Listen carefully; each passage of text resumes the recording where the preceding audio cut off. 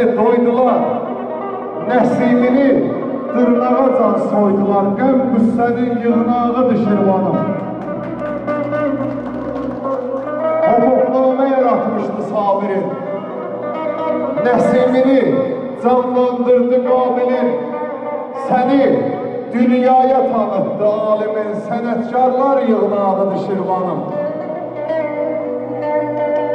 Bircə olub bu ellərin sirləri, bircə olub arazları, kürləri, Ajdərədə, Pirsaatda, pirləri, Pərverdigar torpağıdır Şirvanım.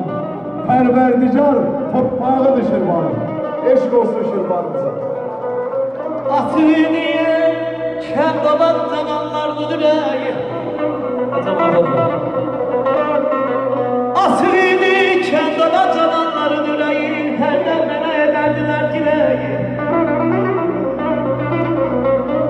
Bıçakçılar her demene ederdiler dileği. Ocağın üstünden boyak çöreği.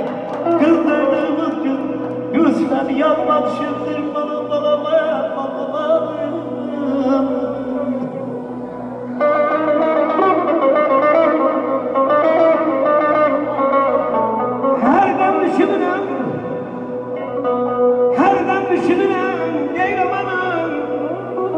Şaş koynunda yattığım o günler olaydı. Sakin bakıp sen yüzüne, saçını taktığım günler olaydı. Ama kurbanım koynunda yattığım günler olaydı. Köyden şakılayıp şimşek sakalımdan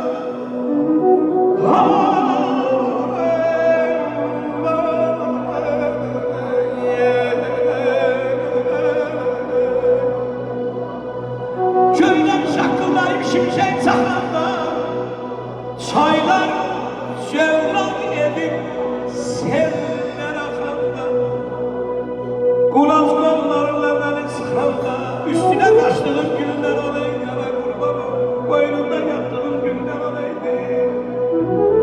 Teze yetişir yaşaya, ay ana bize yünden bele gereysen, bize yünden bele gereysen.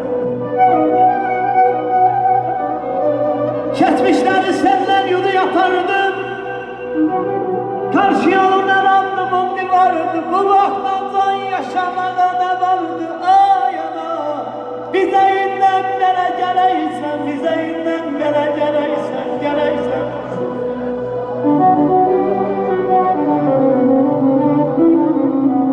Ana dedim yüreğim parçalandı, ata dedim ayırdım, yüreğim yaralandı, yüreğim yaralandı, yüreğim yaralandı.